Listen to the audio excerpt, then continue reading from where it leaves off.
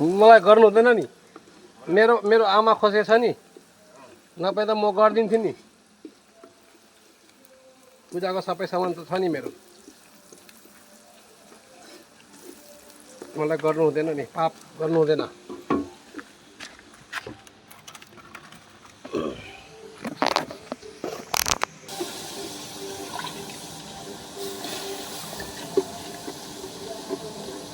दाजु